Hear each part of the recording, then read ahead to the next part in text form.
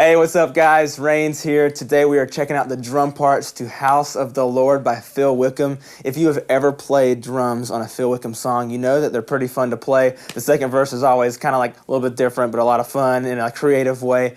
And that's usually what I notice. But anyways, the whole thing is a lot of fun to play, so let's go ahead and dig into it. All right, so in the beginning, when we get to the intro, we're actually not going to be playing right at the beginning. You're going to hear the claps happening on 2 and 4. It's like a choir clap type thing. And then I like to do a light swell and into the big part of the intro. You're going to hear a 1, 2, ready, go, swell, big crash on beat 1, and then we're into the actual groove.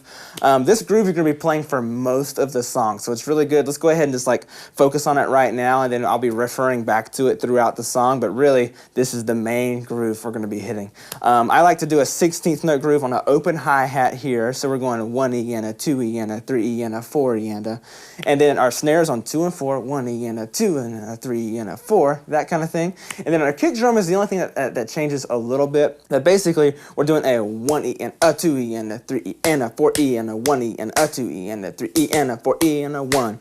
So it kind of like goes back and forth between it. But think about it, ga, ga, ga. So you'll notice the second time through that second measure has that push. So 1 E and a 2 E and a 3 E and a 4 E and a 1 E and a 2 E and a 3 E and a 4 E. So that 4 E is that push that you add that second time through, and then the next time you go the first way, and then you do the E push as well when you go to there. So this is what that sounds like.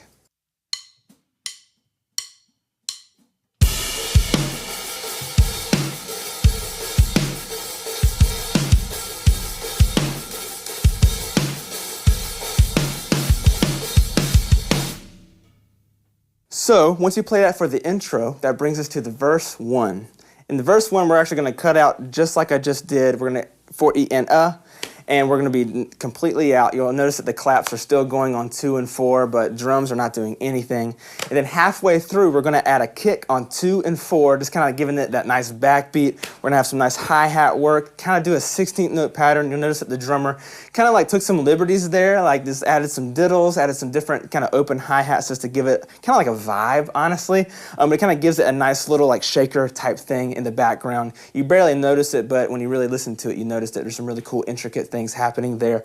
This is what that sounds like. So again, this happens halfway through the first verse.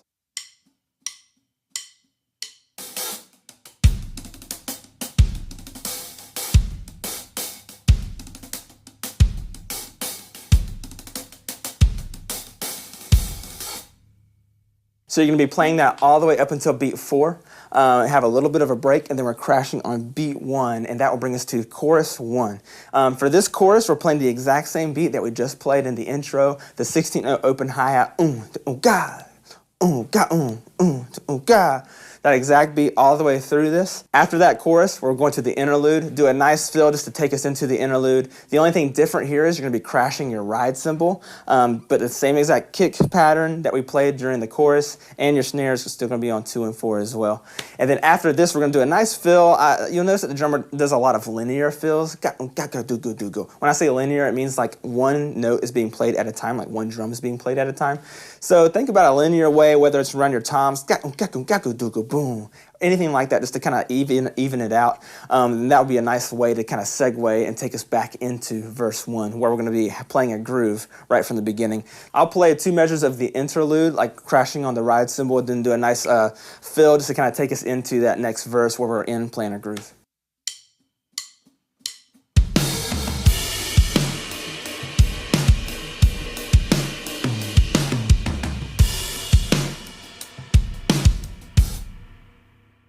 Once we get to the verse, we're playing the same exact kick pattern that we have been the entire time. Now we're going to be implementing it with a closed hi-hat, so we're still going to have that shaker aspect, but we're not going to have like the energy of the open hi-hat.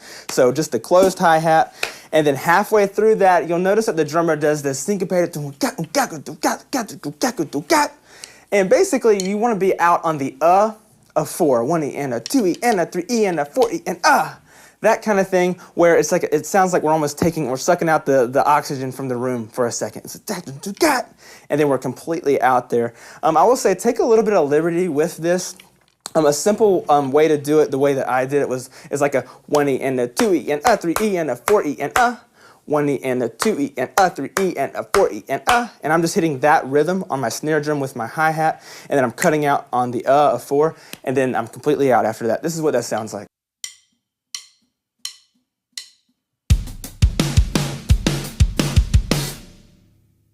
For the second half of this, we're going to be completely out. And then at the very end, the last measure, guys, we're going to do a build just to kind of get us into the next chorus. So a nice hit on beat 1 of that last measure. 1 and 2 and 3E and a 4. I like to do a nice 16th note fill around the kit. 3E and a 4, boom, and then crash on beat 1. And that would be the next chorus where we're playing the same exact beat that we've been playing the entire time. Open hi-hat, doing that thing. And then we're going to play that all the way through, and then instead of doing a big loud interlude like we did earlier, we're going to do a much quieter interlude, and we're going to do the kick on 2 and 4 just like we did on the first verse halfway through. And we're only going to do this for 2 measures. It's a really short interlude, but we're going to do the hi-hat situation. Just kind of have fun taking liberties with the 16th note feel of that, just like you did in the first verse for 2 measures. Then that will bring us to the bridge. During the bridge, we're going to be doing the same exact thing that we were just doing for that interlude. Just having fun with the hi-hat, not getting too crazy out there with it. You know, maybe hit some other cymbals just to kind of give some different textures during that. But a nice kick on 2 and 4, just really providing that solid backbeat. It's really nice with the choir aspect with the 2 and 4 backbeat. It almost gives you that just like really like grooving, just like, I don't know, it just kind of takes you to church moment. You know, it's a lot of fun to play that. So just kind of lay back on that 2 and 4. Try not to rush that too much. Once we get through that first bridge, we're going to do the bridge one more time. At this point, we're going to add big drums. Tom hit on 1. We're going to do a 4 on the floor now.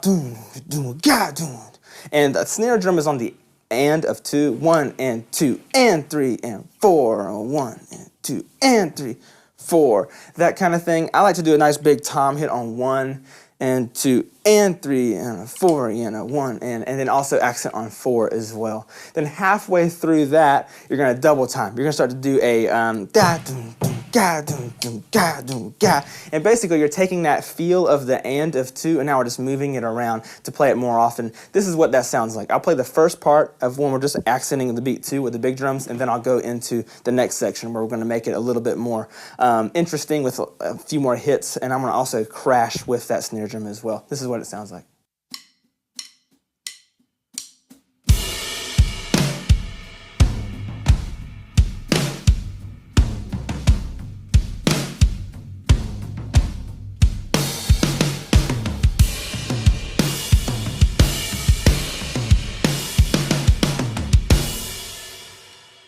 And then after that, it's nice to kind of set yourself up for a big, epic drum build. So I would say like, something that ends with a snare drum crash that can give you that nice boom. But something that just gives you a nice accent on the beat 1 of that to kind of say, hey, all right, guys, now we're all together. The whole band knows what the drummer just did. Accented on beat 1. Now we're all in it together to do a nice build together. And then that will bring us to a big crash on beat 1 for the next chorus. Now this chorus is just drums. It's just you. So get ready just to have some fun with this. We're going to do the same exact beat that you've been doing, but no more hi-hat this time. We're just going to leave it nice and open just to kind of give that, like again, the nice groove. That's all we're really thinking about, kick and snare groove. Ga, ga, ga, ga, You're going to do that through the entire chorus. This is what that sounds like.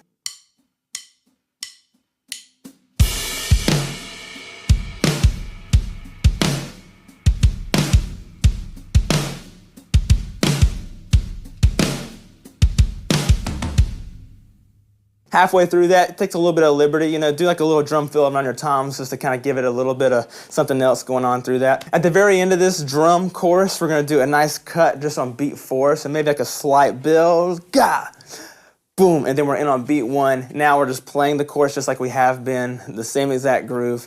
The only thing I would say that's a little bit different for this chorus is that halfway through, we're going to have a drum fill that kind of takes us over the bar. So after the first 4 measures, on beat 4, you'll hear a 4E and then you can, a very simple way that I like to do it is just like tom, tom, tom, kick, snare, and crash. Basically, it's just a way to to set up the hit on beat 2 instead of beat 1. Really creative thing that I like to do. I really like it when bands do stuff like that instead of just crashing on beat 1. So basically you're doing 4E and a 1E and a 2, and then you keep playing the groove just like you have been. That is also going to happen during the interlude as well at the end of the song. Next, it's the next section really. This is what it sounds like. I'll play a measure of it, or just the beat, and then I'll go into that fill just so you can kind of see what it sounds like going into it.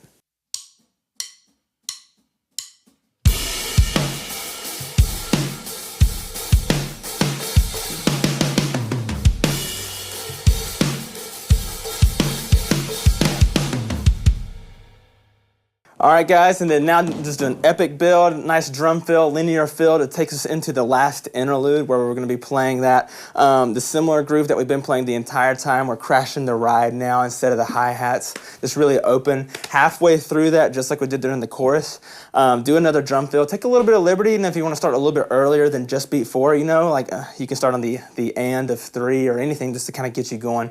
But just make sure it really sets up beat 2. If it doesn't really point us to hitting on beat 2, then it doesn't really serve the band extremely well. So make sure you just do something that kind of just does that. It keeps everybody together. And then after that, we're basically going to be cutting on the of 4, 1E and a 2E and a 3E and a 4E and And then it's kind of like another one of those feelings of like we kind of suck out the oxygen from the room, and now it's just like the song is done. And you'll hear the track going a little bit here and there, but for the most part, everything else is finished there. This is what that sounds like really quickly.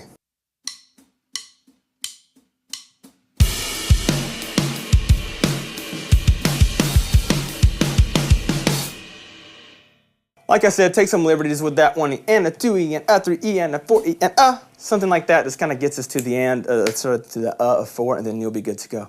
All right, guys, that concludes all of the drum parts for House of the Lord by Phil Wickham. This song is a lot of fun to play. I hope you use it to really just have a lot of fun playing with your bass player. I will also say, do not try to rush that kick pattern. Like even when I was just playing through, I could feel myself wanting to stay ahead of the beat, but really kind of stay back on it. The farther that you stay back, I think the more that it'll groove and that people will feel it, and it'll help your band play together and more relaxed as well during this. So hope this helps, guys. I'll see you next time.